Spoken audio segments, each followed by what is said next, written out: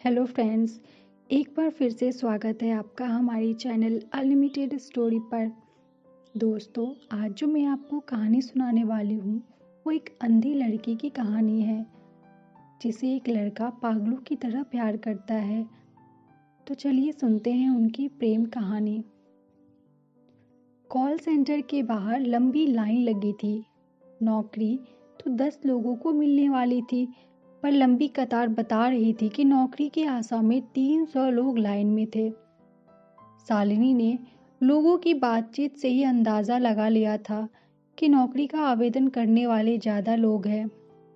वह मनी मन नर्वस हो रही थी कि इतने आंख वालों के बीच उस अंधी लड़की को कॉल सेंटर में नौकरी कैसे मिलेगी।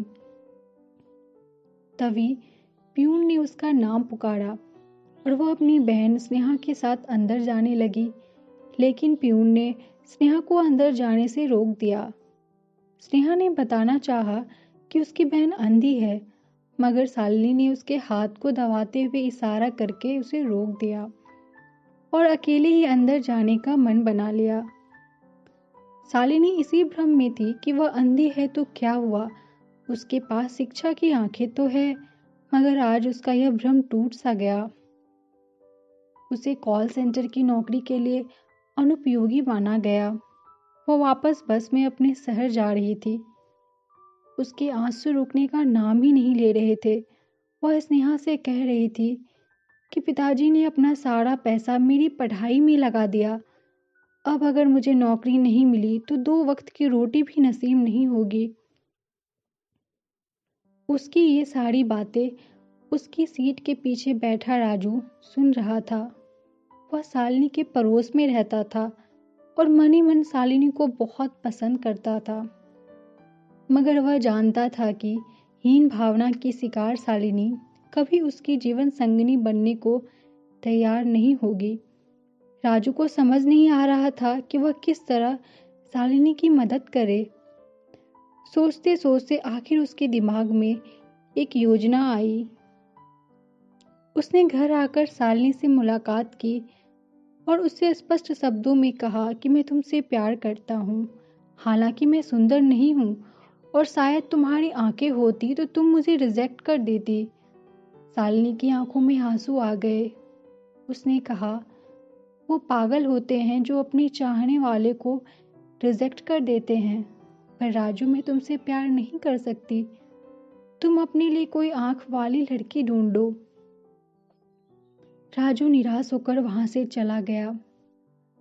कुछ ही दिनों में उसे किसी शहर में इंश्योरेंस कंपनी में नौकरी मिल गई और वह गांव छोड़कर शहर चला गया। एक दिन गांव में कुछ एनजीओ वाले आए। उनकी नज़र शालिनी पर गई तो उन्होंने उसे आशा बंधाई कि उसकी आंखें ठीक हो सकती है। हालांकि शालिनी को विश्वास नहीं हो रहा था, लेकिन एनजीओ के लोगों के आश्वासन देने पर उसकी खुशी का ठिकाना ना रहा। अब शालिनी के पास आंखें थी, एक नहीं 2, जो कि उसकी सुंदरता में 4 चांद लगा रहे थे। इस बार उसने एक एमएनसी कॉल सेंटर में अप्लाई किया और उसे 8 लाख के एनुअल पैकेज की अच्छी नौकरी मिल गई। सब कुछ ठीक था, लेकिन अब उसे राजू की याद आ रही थी। उसने राजू को कई जगह तलाश किया, उसके घर पर भी पूछताछ की, मगर राजू का कहीं पता नहीं चल रहा था। दूसरी ओर शालिनी की माँ उसके लिए रिश्ते तलाश रही थी, पर शालिनी के दिल में तो राजू ही बसा था। शालिनी की तलाश अब एक मिशन का रूप ले ली थी। वह सोचती रहती थी कि जो लड़का एक अंधी लड़की को अपना बनाना चाहता हो, उसका दिल कितना सुंदर होगा। वह राजू से मिलकर उसे सरप्राइज देना चाहती थी। वह राजू का हाथ पकड़कर कहना चाहती थी कि राजू, चल शादी करते हैं।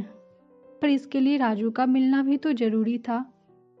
राजू की तलाश अब गूगल, फेसबुक, ट्विटर, व्हाट्सएप से बदलकर प्रार्थना तक पहुंच गई थी। एक दिन उसे उसी ब्लाइंड स्कूल के कार्यक्रम में चीफ गेस्ट बनने का मौका मिला, जिसमें कभी वह खुद पढ़ा करती थी। वह स्नेहा को साथ लेकर स्कूल की सीढ़ियां चढ़ रही थी। तभी सीढ़ियां उतर रहा एक स्टूडेंट स्नेहा से टकरा कर गिर गया। शालिनी दौड़कर उसे उठाने में मदद करने लगी, जो कि वास्तव में वही राजू था जिसने किसी दिन शालिनी से अपने प्रेम का इजहार किया था। जैसे ही स्नेहा की नज़र राजू पर पड़ी, उसके मुंह से निकला, राजू तुम। राजू ने भी स्नेहा की आवाज़ पहचान ली। उसने कहा, स्नेहा तुम यहाँ क्या कर रही हो? स्नेहा ने कहा, पहले ये बताइए कि आप यहाँ क्या कर रहे हैं? राजू ने कहा, एक एक्सीडेंट में मेरी दोनों आंखें चली गई, इसलिए ब्रेल लिपि सीख रहा हूँ। शालिनी का तो दिमाग ही चकरा कर रह गया। वह मन ही मन सोचने लगी, क्या यही राजू है? इतना काला, इतना बदसूरत और आंखें ना होने की वजह से डरावना भी तो लगता है। राजू ने स्नेहा से शालिनी के बारे में पूछा तो शालिनी ने तुरंत उसे इशारा किया कि उसके बारे में ना बताए। स्नेहा ने राजू से कहा कि शालिनी तो नहीं आ पाई। राजू ने थोड़ा उदास होकर पूछा, अच्छा, पर शालिनी को तो चीफ गेस्ट के रूप में इनवाइट किया गया था। शालिनी ने स्नेहा को कुछ इशारे में समझाया। स्नेहा उसकी बात समझ गई और उसने कहा कि हाँ, इनवाइट किया था, पर उसके आंखों के अंधेपन की वजह से नहीं आ सकती, इसीलिए मैं स्कूल मैनेजमेंट को मना करने आई हूँ। राजू की उदासी और गहरी हो गई। उसने स्नेहा से विदा ली और धीमे धीमे स्कूल की सीढ़ियां उतरने लगा। उतरते हुए उसने अपना मोबाइल निकाल लिया था और उसमें कुछ नंबर टटोलने लगा। उसे अपने से दूर जाते देख शालिनी ने राहत की सांस ली और स्नेहा से कहा कि हमने तो झूठ बोल दिया है, पर वो हमारा पड़ोसी है, क्या झूठ ज़्यादा दिन नहीं चलने वाला। शालिनी ने फैसला किया कि अब उसे चीफ गेस्ट नहीं बनना है, वरना आज ही राजू को पूरा झूठ पता चल जाएगा। शालिनी फिर से स्नेहा के साथ सीढ़ियां उतरने लगी। उसने देखा कि राजू फोन पर गुस्से में किसी से बात करते हुए उतर रहा है। शालिनी ने स्नेहा को समझाया कि दबे कदमों से उतरना, नहीं तो राजू हमारे कदमों की आहट से भी पहचान लेगा।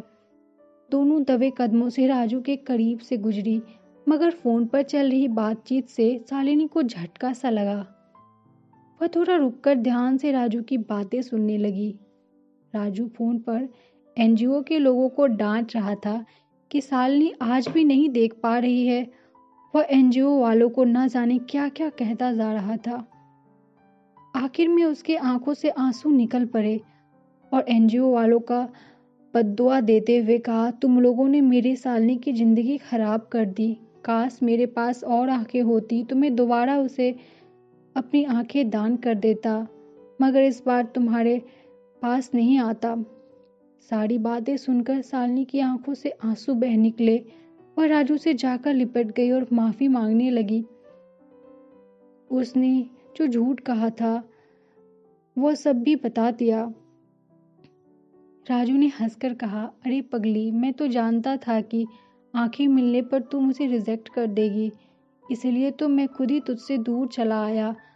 अब तुझे मेरी ज़रूरत नहीं है, क्योंकि जब से आंखें तुझे दे दी तुम मेरी आंखों से ही देख रही है। शालिनी रोते हुए राजू के गले लग गई। उसने कहा, पर राजू, मुझे तो तेरी ज़रूरत है। शायद मैं सुंदरता के मायने ही भूल गई थी, मुझे माफ़ कर दो।